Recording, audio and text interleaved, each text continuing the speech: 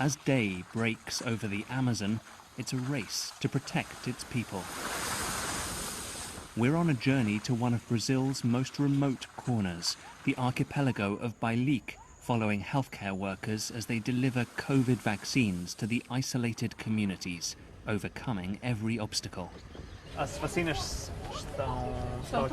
Here, close to the equator, Dominique Oliveira says temperature gauges keep the AstraZeneca jabs inside at -8 degrees. Once opened, they must be used within 48 hours. If you thought rolling out vaccines in cities was tough, this is Brazil's logistical challenge. The government is way behind where it should be, but reaching vulnerable communities is a priority. It feels like Brazil is trying to go to the end of the earth to inoculate everybody in this enormous country. The medics land with treasure for the islands. It's house to house to deliver it. I caught the virus a year ago and I saw death. I drank lemon and ginger tea. We're far from the city and people can't afford to go there. So it's a blessing from God that they came to our homes. With no hospitals here, this is literally a lifeline to islands already under threat from erosion.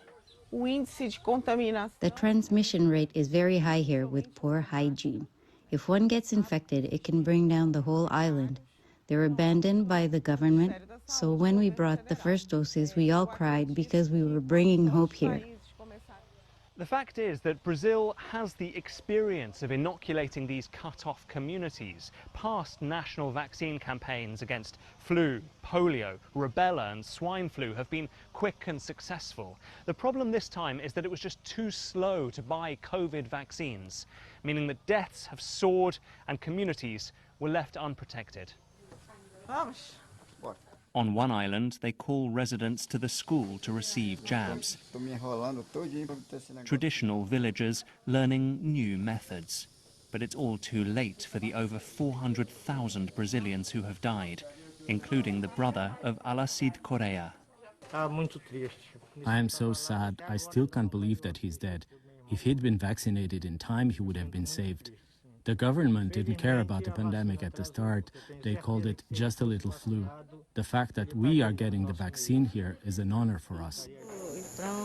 As the last of the day get their doses, it becomes quite a show. There's vaccine hesitancy in these isolated areas. Maybe the snaps will inspire others.